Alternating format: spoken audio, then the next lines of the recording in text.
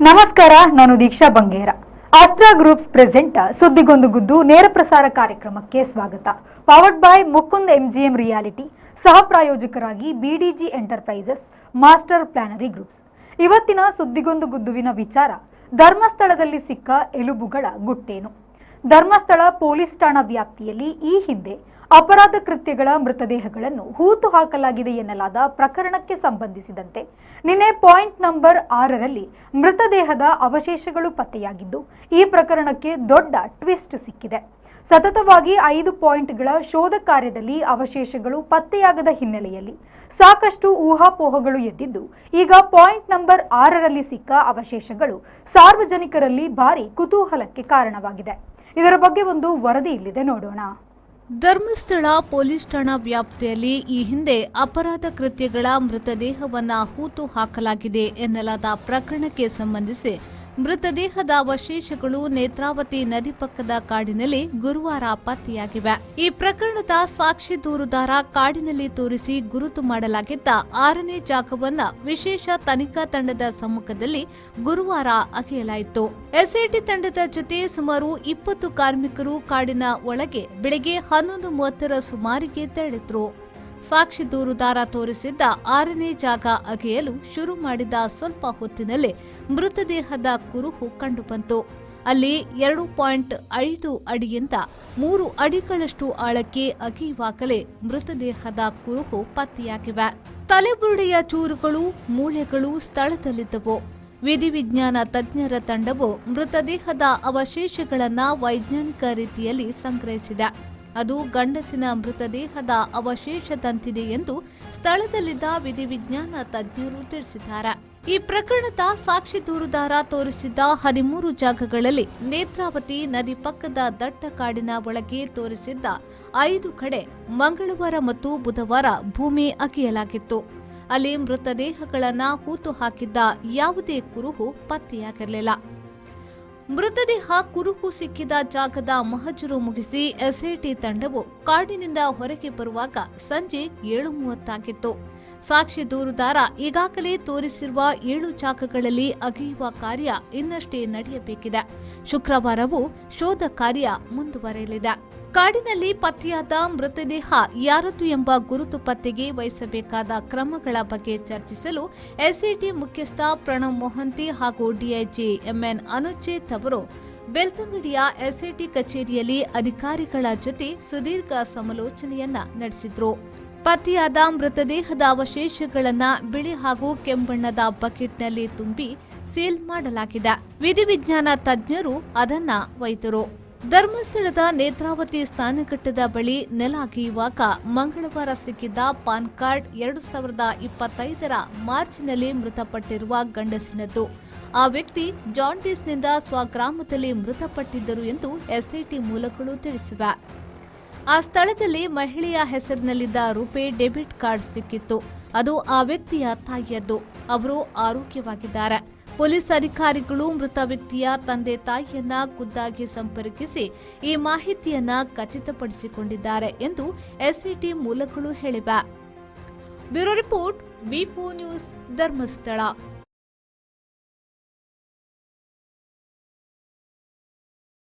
ನಮ್ಮ ಜೊತೆ ಹಿರಿಯ ಪತ್ರಕರ್ತರಾದಂತಹ ಮೋಹನ್ ಬೋಳಂಗಡಿ ಸರ್ ಇದ್ದಾರೆ. ಸರ್, ಕಾರ್ಯಕ್ರಮಕ್ಕೆ ಸ್ವಾಗತ.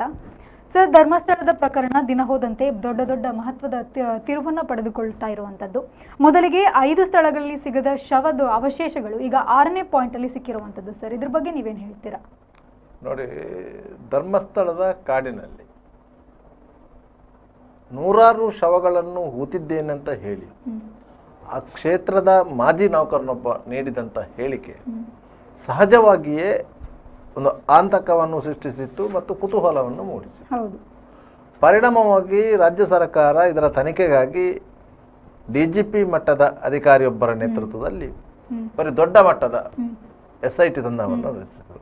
4 ಮಂದಿ IPS ಆಫೀಸರ್ಗಳು ಒಳಗೊಂಡಿರುವಂಥ ಒಂದು ತಂಡ ಈ ಪ್ರಕರಣಕ್ಕೆ ರಚನೆಯಾಗಿದೆ. ಆದ್ದರಿಂದ ಆ ತಂಡ ಇದರ ಬಗ್ಗೆ ಕೂಲಂಕಷವಾಗಿ ತನಿಖೆಯನ್ನು ಕೈಗೊಂಡಿದೆ. ಇಲ್ಲಿ ಪ್ರಶ್ನೆ ಇರುವುದು ಇಷ್ಟೇ, ಆಗಂತುಕ ನೀಡಿದಂತಹ ಮಾಹಿತಿಯ ಆಧಾರದಲ್ಲಿ ತನಿಖೆಯನ್ನು ಆರಂಭಿಸಿದಾಗ ಆಗಂತುಕನನ್ನು ಸ್ಪಾಟೀಕರಿಸಿ ಇವರೊಂದು 13 ಕಡೆಗಳಲ್ಲಿ ಪಾಯಿಂಟ್ ಅನ್ನು ಹೌದು ಗುರುತಿಸಿ ಗುರುತಿಸಿದ್ದು ಹೌದು. ಇಂತಿಂಥ ಕಡೆಯಲ್ಲಿ ನಾನು ಹೂತಿದ್ದೇನೆ ಅಂತ ಹೇಳಿ ಆತ ಕರಾರುವಕ್ಕಾಗಿ ಹೇಳಿದ. ಆ ಸಂದರ್ಭದಲ್ಲಿ ಆತನ ಐಕ್ಯೂ ಬಗ್ಗೆ ವಿವಿಧ ರೀತಿಯ ಹೌದು ವ್ಯಾಖ್ಯಾನಗಳು ಬಂತು. ಒಂದು 20 ವರ್ಷಗಳ ಹಿಂದೆ ಒಂದು ಜಾಗದಲ್ಲಿ ಹೂತಿದ್ದೇನೆ ಅಂತ ಹೇಳಿದ್ದಾನೆ. ಭೌಗೋಳಿಕವಾಗಿ ಆ ಪರಿಸರ ಸಂಪೂರ್ಣವಾಗಿ ಭಿನ್ನವಾಗ್ತದೆ. ದೊಡ್ಡ ದೊಡ್ಡ ಮರಗಳು ಉರುಳಿರ್ತದೆ, ಚಿಕ್ಕ ಚಿಕ್ಕ ಮರಗಳು ಬೆಳೆದಿರ್ತದೆ, ನೆರೆ ನೀರು ಬಂದಿರ್ತದೆ, ಪೊದೆಗಳು ಬೆಳೆದಿರ್ತದೆ. ಈ ರೀತಿಯಾಗಿ ಅದನ್ನು ಗುರುತು ಹಿಡಿಯುವುದು ಅಷ್ಟು ಸುಲಭವಲ್ಲ. ಆದರೂ ಅವನು ಕರಾರುವಕ್ಕಾಗಿ ಗುರುತು ಹಿಡಿದಿದ್ದಾನಂತ ಹೇಳಿದರೆ ಆತನ ಐಕ್ಯೂ ಅಂದರೆ ಜ್ಞಾಪನಾ ಶಕ್ತಿ ಅತ್ಯಂತ ಮೇಲ್ಮಟ್ಟದ್ದು ಎನ್ನುವಂಥ ವ್ಯಾಖ್ಯಾನಗಳು ಬಂದಿತ್ತು. ಆದ್ದರಿಂದ SIT ತಂಡ ಆತ ಗುರುತು ಮಾಡಿದಂತಹ ಮೊದಲ ಸ್ಪಾಟನ್ನು ಅಗೆಯಲಿಕ್ಕೆ ತೀರ್ಮಾನ ಮಾಡಿತು. ಸಾಮಾನ್ಯವಾಗಿ ಒಂದು ಊತಂತಹ ಮೃತದೇಹವನ್ನು ಅಗೆಯಬೇಕಾದರೆ ಕೆಲವೊಂದು ರೀತಿ ರಿವಾಜುಗಳು ಇರ್ತದೆ. ಯಾಕಂತ ಹೇಳಿದರೆ ಯಾವುದೇ ಪ್ರಕರಣ ಆಗಿರಲಿ ಅದು ಅಂತಿಮ ಹಂತಕ್ಕೆ ಹೋಗೋದು ನ್ಯಾಯಾಲಯದ ಮೆಟ್ಟಿಲಿಗೆ. ನೀವು ನ್ಯಾಯಾಲಯದ ಮೆಟ್ಟಿಲಿಗೆ ಈ ಪ್ರಕರಣವನ್ನು ಕೊಂಡೋಗ್ಲಿಕ್ಕೆ ಇರುವುದರಿಂದ ನೀವು ಪ್ರತಿಯೊಂದನ್ನು ಕಾನೂನುಬದ್ಧವಾಗಿ ಎಲ್ಲ ರೀತಿಯ ಮುನ್ನೆಚ್ಚರಿಕೆ ಕ್ರಮಗಳನ್ನು ಕೈಗೊಂಡೇ ಮಾಡಬೇಕು. ಆದ್ದರಿಂದ ಒಬ್ಬ ಹೇಳಿದ, ನಾವು ಕರ್ಕೊಂಡು ಬಂದೆವು, ಇಲ್ಲಿ ಹಗೆಸಿದೆವು, ಎತ್ತಿಕೊಟ್ಟ, ನಾವು ಅದನ್ನು ಕೊಂಡೋಗಿ FSLಗೆ ಕೊಂಡೋಗಿ ಆ ರೀತಿ ಮಾಡಲಿಕ್ಕೆ ಬರೋದಿಲ್ಲ. ಕಾನೂನು ಪ್ರಕಾರವಾಗಿ ಅದನ್ನೆಲ್ಲವನ್ನು ಪಂಚರ ಸಮ್ಮುಖದಲ್ಲೇ ಮಾಡಬೇಕು. ಅದರಿಂದಾಗಿ ಆ ರೀತಿಯಾಗಿ ಅಗಲಿಕ್ಕೆ ತೀರ್ಮಾನ ಮಾಡಿದರು. ಅವನನ್ನು ಬರ ಹೇಳಿದರು, ಅವನನ್ನು ಅವರ ವಶಕ್ಕೆ ತೆಗೆದುಕೊಂಡರು, ಅವರನ್ನು ಕರ್ಕೊಂಡು ಹೋದರು. ಮೊದಲ ಪಾಯಿಂಟನ್ನು ಆತ ಗುರುತಿಸಿದ್ದು ಆ ಪಾಯಿಂಟಲ್ಲಿ ಅಗೆಯುವ ಕೆಲಸ ಸ್ಟಾರ್ಟ್ ಆಯಿತು. ಸಾಮಾನ್ಯವಾಗಿ ಎಲ್ರಿಗೂ ಗೊತ್ತಿತ್ತು, ಈಗ ಯಾವುದಾದ್ರೂ ಭೂಮಿ ಅಗೆಯುವುದಾದರೆ ಮಾನವ ಶ್ರಮದ ಕೆಲಸವನ್ನು ಕಡಿಮೆ ಮಾಡಲಿಕ್ಕೆ ಬೇಕಾಗಿ ಮತ್ತು ವೇಗವಾಗಿ ಕೆಲಸ ಆಗಬೇಕಾದ್ರೆ ನಾವು ಯಂತ್ರೋಪಕರಣ ಉಪಯೋಗ ಮಾಡ್ತೇವೆ. JCBಯನ್ನು, ಹಿಟಾಚಿಯನ್ನು ಉಪಯೋಗ ಮಾಡ್ತೇವೆ. ಇದನ್ನು ಮಾಡ್ಬೋದಿತ್ತಲ್ಲ ಅಂತ ಹೇಳಿ ಒಂದು ಪ್ರಶ್ನೆ ಬಂತು. ಸಾಮಾನ್ಯವಾಗಿ ಇಂತಹ ಪ್ರಕರಣಗಳಲ್ಲಿ ಯಾವುದೇ ಭೂಮಿಯನ್ನು ಅಗೆದು ಮೃತದೇಹವನ್ನು ತೆಗೆಯುವಂಥ ಪ್ರಕರಣಗಳಲ್ಲಿ ಯಂತ್ರೋಪಕರಣ ಉಪಯೋಗ ಮಾಡುವಾಗಿಲ್ಲ. ಯಾಕಂತ ಹೇಳಿದರೆ ಯಂತ್ರೋಪಕರಣವನ್ನು ನೀವು ಹಾಕಿದಾಗ ಅಲ್ಲಿ ಒಂದು ಬಾಡಿ ಇದ್ದರೆ ಯಂತ್ರೋಪಕರಣದ ಇದು ಅದರ ಮೇಲೆ ಬಿದ್ದರೆ ಅದು ಡ್ಯಾಮೇಜ್ ಆಗುವ ಸಾಧ್ಯತೆಗಳು ಇರ್ತದೆ. ಮತ್ತು ಅಗಿತಾ ಹೋದ ಕೂಡಲೇ ಒಂದು ವೇಳೆ ಅಸ್ಥಿಪಂಜರ ಸಿಕ್ಕಿದೆ ಅಂತ ಹೇಳಿದ ಮೇಲೆ ಅದರ ಮೇಲಿನ ಮಣ್ಣನ್ನು ಸಹ ನೀವು ಹಾರೆ ಪಿಕ್ಕಾಸಿಯಿಂದ ತೆಗೆಯುವಾಗಿಲ್ಲ. ಕೈಯಿಂದ ತೆಗೆದು ಅದರ ಮಣ್ಣನ್ನು ಸರಿಸಿ ಅದನ್ನು ನಾಜೂಕಾಗಿ ಮೇಲೆ ಎತ್ತಬೇಕಾಗ್ತದೆ. ಯಾಕಂದ್ರೆ ಅದು ಒಡೆದು ಹೋಗ್ತದೆ. ಅದರಿಂದಾಗಿ ಆ ರೀತಿ ಎತ್ತಬೇಕಾಗ್ತದೆ. ಅದಕ್ಕಾಗಿ ಅವರು ಮೊದಲನ ದಿವಸ JCBಯನ್ನು ಉಪಯೋಗ ಮಾಡಲಿಲ್ಲ, ಮಾನವ ಶ್ರಮದ ಮೂಲಕ ಒಂದು 6 ಅಡಿ 8 ಅಡಿ ತೋಡಿದ್ರು ಸಹ ಯಾವುದೇ ಕುರು ಪತ್ತೆ ಆಗಲಿಲ್ಲ. ಯಾಕಂತ ಹೇಳಿದ್ರೆ ಆಗ ಪುನಃ ಅಗಲ ಮಾಡುವಂಥ ಈ ಕಡೆ ಆಗಿದೆ. ಒಟ್ಟಿಗೆ ಅದು 15 ಅಡಿಗಳಷ್ಟು ಅಗಲ ಆಗಿ ಅದನ್ನು ಅಗಲಾಯಿತು. ಯಾವುದೇ ಕುರು ಸಿಗಲಿಲ್ಲ. ಸಂಜೆ ಆಗುವಾಗ 6 ಗಂಟೆಯ ನಂತರ ಭೂಮಿ ಅಗೆಯುವಂಥ ಕಾರ್ಯವನ್ನು ಮಾಡುವಾಗಿಲ್ಲ. ಸೂರ್ಯ ಅಸ್ತ ಆದ್ಮೇಲೆ ಐಡಿ ಕಾರ್ಡ್ ಮತ್ತೆ ಈ ರವಿಕೆ ತುಂಡುಗಳೆಲ್ಲ ಅಲ್ಲ, ಅದು ಏನಾಯ್ತು, ಇವರು ಅಗಿಯೋಕ್ಕಿಂತ ಮೊದಲೇ ಅದರ ಪಕ್ಕದಲ್ಲಿ ಒಂದು ಕೆಂಪು ಬಣ್ಣದ ರವಿಕೆ ತುಂಡು, ಒಂದು ಪಾನ್ ಕಾರ್ಡ್, ಒಂದು ಡೆಬಿಟ್ ಕಾರ್ಡ್ ಎಷ್ಟು ಸಿಕ್ಕಿದೆ. ಡೆಬಿಟ್ ಕಾರ್ಡ್ ಲಕ್ಷ್ಮಿ ಅನ್ನುವಂಥ ಹೆಸರಿನಲ್ಲಿತ್ತು, ಪಾನ್ ಕಾರ್ಡ್ ಸುರೇಶ್ ಅನ್ನೋರ ಹೆಸರಲ್ಲಿತ್ತು.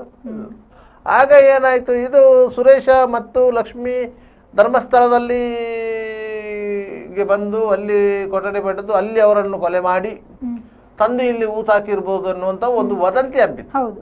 ಅದನ್ನು SIT ಅಧಿಕಾರಿಗಳೇನು ಕ್ಲಾರಿಫೈ ಮಾಡಿರಲಿಲ್ಲ ಈಗ ಆಗಿದೆ ಅಂತೇಳಿ. ಆದರೆ ಸಾಮಾಜಿಕ ಜಾಲತಾಣದಲ್ಲಿ ಮತ್ತು ಇದರಲ್ಲಿ ಅಂತ ಒಂದು ವದಂತಿ ಹಬ್ಬಿತ್ತು. ಅದರ ನಂತರ ಅದನ್ನು ವೆರಿಫೈ ಮಾಡುವಾಗ ಇಲ್ಲ, ಅದು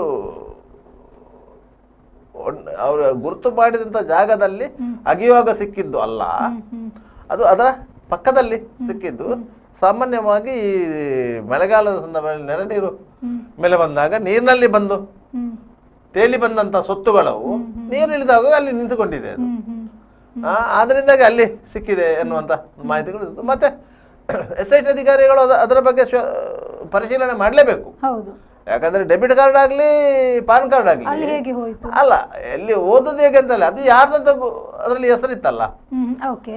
ಆದ್ರಿಂದಾಗಿ ಅವರು SIT ಅಧಿಕಾರಿಗಳು ಅದನ್ನು ತನಿಖೆ ಮಾಡಿದ್ರು. ಮತ್ತೆ ಅದು ನೆಲಮಂಗಲದ ಹತ್ರದ ಒಂದು ಹಳ್ಳಿಯ ಹುಡುಗಂದು ಸುರೇಶ್ ಅಂತಲ್ಲಿ ಗೊತ್ತಾಯ್ತು. ಮತ್ತೆ ಆತನ ತಾಯಿಯ ಡೆಬಿಟ್ ಕಾರ್ಡ್ ಅವ ಉಪಯೋಗ ಮಾಡ್ತಿದ್ದ. ಅವ ಒಂದು 6 ತಿಂಗಳ ಹಿಂದೆ ಧರ್ಮಸ್ಥಳಕ್ಕೆ ಬಂದಿದ್ದ. ಆ ಸಂದರ್ಭದಲ್ಲಿ ಆ ಡೆಬಿಟ್ ಕಾರ್ಡ್ ಮತ್ತು ಪಾನ್ ಕಾರ್ಡನ್ನು ಕಳ್ಕೊಂಡಿದ್ದ ಧರ್ಮಸ್ಥಳದಲ್ಲಿ. ಅದ ನಂತರ ಅವನ ಊರಿಗೆ ಹೋಗಿ ಅದನ್ನು ಡೂಪ್ಲಿಕೇಟ್ ಮಾಡಿಸ್ಕೊಂಡಿದ್ದ. ಅದು ಯಾವುದೋ ಕಾರಣಕ್ಕಾಗಿ ಅಲ್ಲಿ ತೇಲಿಕೊಂಡು ಬಂದು ಸಿಕ್ಕಿದೆ ಹೊರತು ಮತ್ತೇನಲ್ಲ. ಅಂದ್ರೆ ಅವ್ರಿಗೆ ಅದು ಕಳವಾಗಿದೆ ಅನ್ನೋದಕ್ಕೆ ಯಾವುದು ಸಪರೇಟ್ ಇಲ್ಲ, ಅದು ಮಿಸ್ ಆಗಿರೋದು. ಅದೇ ನಂದು ಈ ತರ ಕಳ್ದೋಗಿದೆ ಅಂತ ಎಲ್ಲೂ ಕಂಪ್ಲೇಂಟ್ ಕೊಟ್ಟಿಲ್ಲ ಅವರಿಗೆ. ಅದು ಡೂಪ್ಲಿಕೇಟ್ ಸಿಕ್ಕಿದೆ. ಡೂಪ್ಲಿಕೇಟ್ ಸಿಕ್ಕಿದೆ. ಅದನ್ನು ಅವರು ATM ಕಾರ್ಡ್ ಅನ್ನು ಬ್ಲಾಕ್ ಮಾಡಿಸಿದ್ದಾರೆ. ಪಾನ್ ಕಾರ್ಡ್ ಅದು ಕಂಪ್ಲೇಂಟ್ ಮಾಡಿದ್ದಾರೆ ಕಳೆದೋಗಿದೆ ಅಂತ ಹೇಳಿ. ಅಲ್ಲಿಗೆ ಅದು ಬ್ಲಾಕ್ ಆಯ್ತು. ಅವರು ಬೇರೆ ಕಾರ್ಡ್ ಪಡ್ಕೊಂಡಿದ್ದಾರೆ. ಈಗ ನಿಮ್ಗೆ ಅದು ಮಿಸ್ಯೂಸ್ ಆಗಿದೆ ಅಂತ ಆದ್ರೆ ಮಾತ್ರ ಪ್ರಶ್ನೆ ಇರೋದು. ಅಂತ ಮಿಸ್ಯೂಸ್ ಆಗಿರ್ಲಿಲ್ಲ. ಆ ಪಾನ್ ಕಾರ್ಡ್ ಅನ್ನು ಯಾರಾದ್ರೂ ಉಪಯೋಗ ಮಾಡಿಕೊಂಡು ಅವರ ಅಕೌಂಟ್ ಇಂದ ದುಡ್ಡು ತೆಗೆದಿದ್ರೆ ಅದು ವಿಷಯ ಇರೋದು. ಅಂಥದ್ದೇನು ಆಗಿರ್ಲಿಲ್ಲ. ಅವರು ಮಾಡಿದ್ರೆ.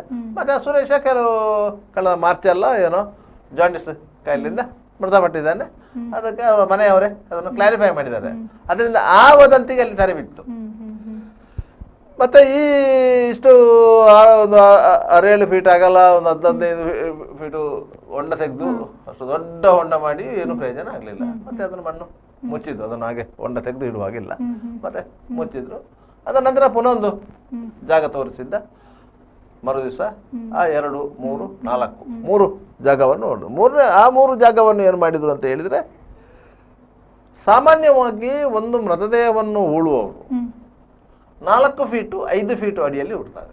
ಅದಕ್ಕಿಂತ ಜಾಸ್ತಿ ಆಳ ಮಾಡೋದಿಲ್ಲ. ಅದರಿಂದಾಗಿ ಅವರು ಅಷ್ಟೇ ನೋಡಿದ್ರು. ಇಲ್ಲ ಅಂತೇಳಿ ಅದನ್ನು ಮುಚ್ಚಿದ್ರು. ಮತ್ತೊಂದನ್ನು ನೋಡಿದ್ರು. ಇಲ್ಲ ಅಂತ ಮುಚ್ಚಿದ್ರು. ಅಲ್ಲಿಗೆ ಆ 4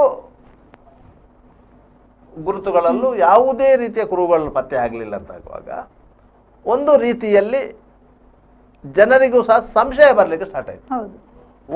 ಈ ಅನಾಮಿಕ ವ್ಯಕ್ತಿ ಸುಳ್ಳು ಹೇಳ್ತಾ ಇದ್ದಾನೆ, ಇಲ್ಲ ಆತನಿಗೆ ಮರೆತು ಹೋಗಿದೆ, ಅವನಿಗೆ ಸರಿಯಾದ ರೀತಿಯಲ್ಲಿ ಜಾಗಗಳನ್ನು ಐಡೆಂಟಿಫೈ ಮಾಡಲಿಕ್ಕೆ ಸಾಧ್ಯ ಆಗ್ತಾ ಇಲ್ಲ, ಈ ರೀತಿ ಆಗಿದೆ ಅಂತ ಹೇಳಿ.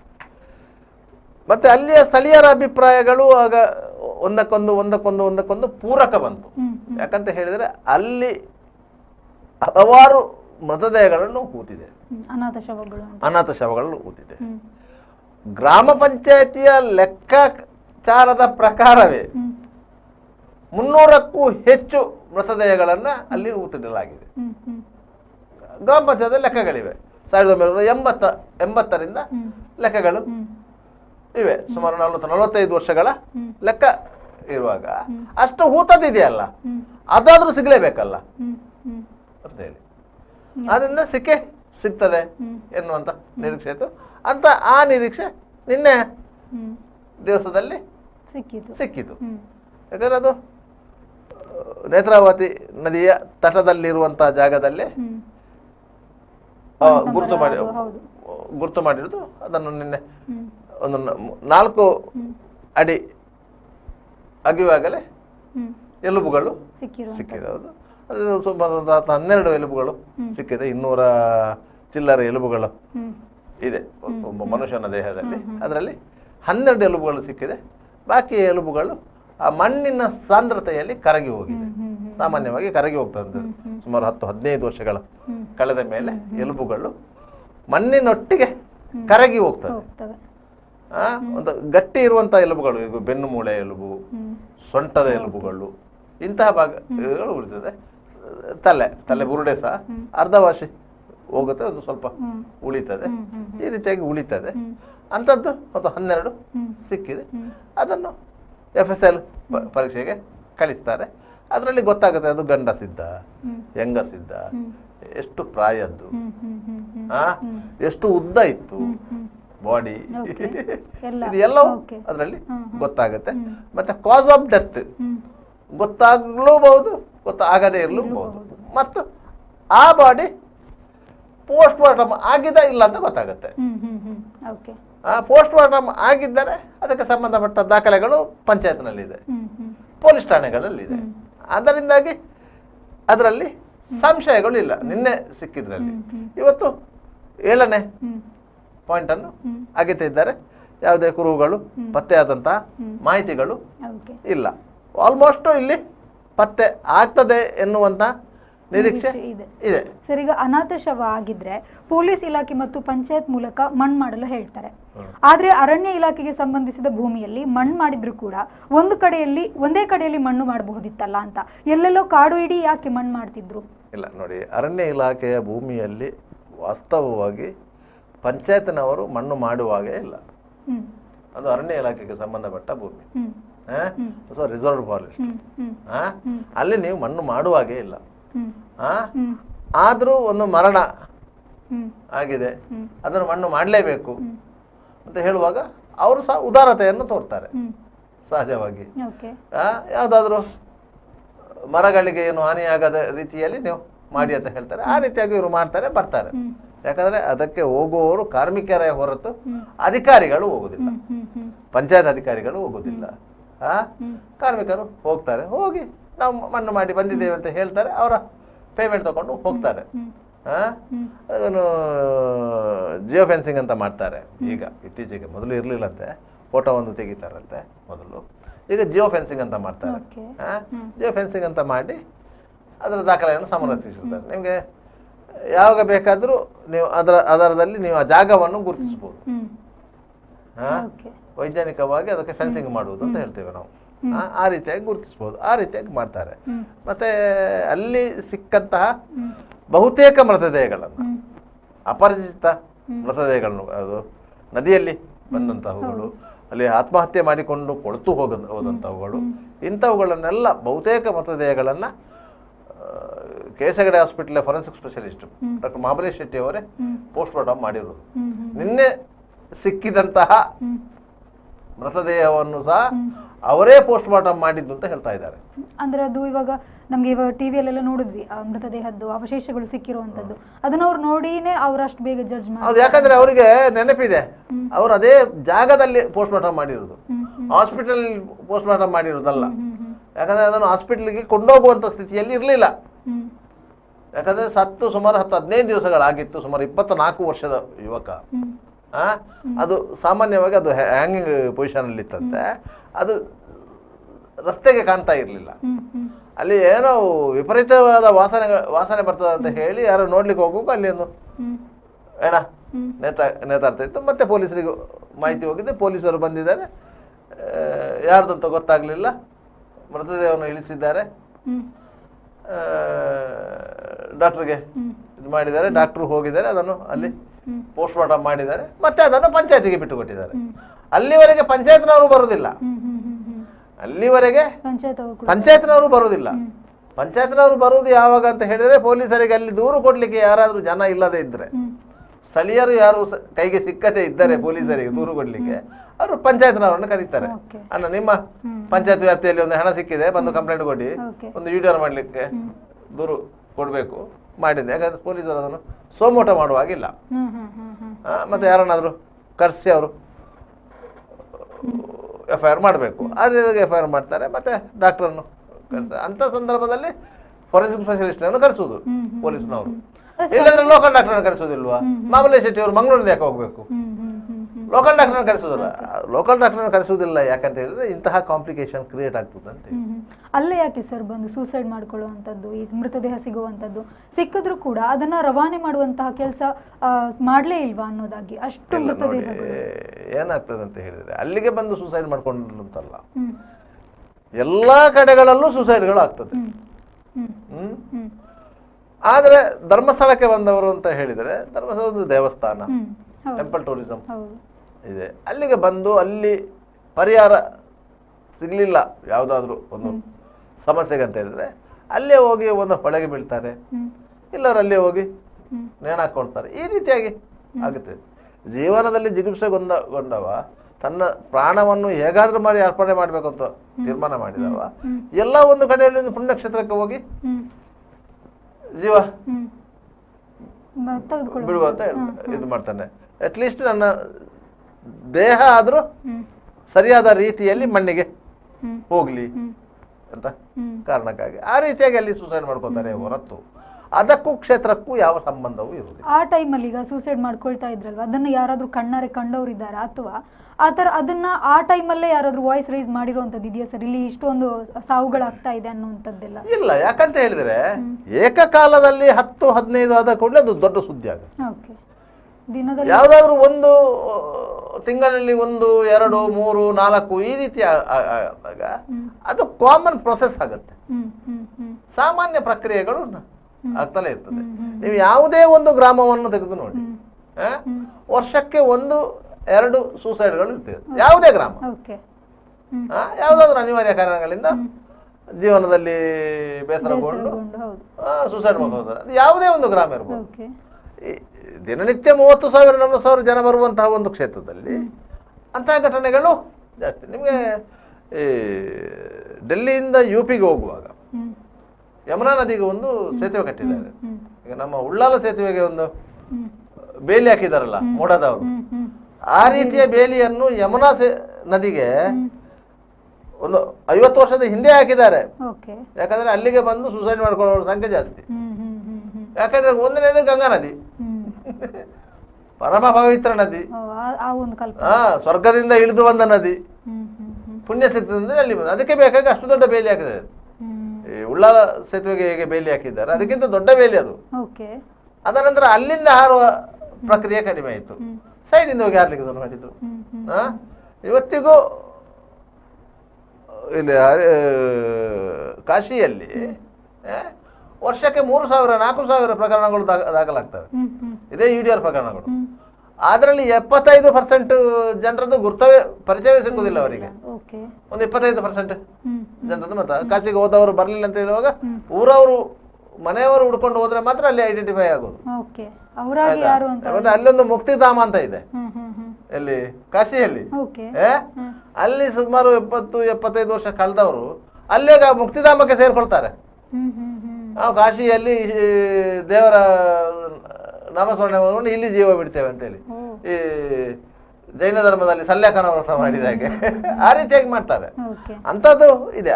ಅಂಥ ಪರಿಸ್ಥಿತಿ ಧರ್ಮಸ್ಥಳದಲ್ಲೂ ಇದೆ, ಸುಬ್ರಹ್ಮಣ್ಯದಲ್ಲೂ ಇದೆ, ನಿಮ್ಮ ಕೊಲ್ಲೂರಲ್ಲಿ ಇದೆ, ಕಟೀಲಲ್ಲಿ ಎಲ್ಲೆಲ್ಲಿ ದೇವಸ್ಥಾನಗಳಿವೆ, ನದಿ ಪಕ್ಕದಲ್ಲಿ ದೇವಸ್ಥಾನಗಳಿವೆ. ಆಯಾ ಪ್ರದೇಶಗಳಲ್ಲಿ ಅಂತ ಒಂದು ಪ್ರಕ್ರಿಯೆಗಳಿರ್ತದೆ. ಪುಣ್ಯಕ್ಕೆ ಉಪ್ಪಿನಂಗಡಿಯಲ್ಲಿ ಸ್ವಲ್ಪ ಕಡಿಮೆ ಕಾಣ್ತದೆ, ಯಾಕಂದ್ರೆ ಅದು ಗಯಪದ ಕ್ಷೇತ್ರ. 2 ನದಿಗಳು ಸಂಗಮ ಆಗುವಂತ ಸಂಗಮ ಕ್ಷೇತ್ರ ಅದು. ದಕ್ಷಿಣದ ಕಾಶಿ ಅಂತಲೇ ಹೆಸರು ಇರೋದು ಅದಕ್ಕೆ.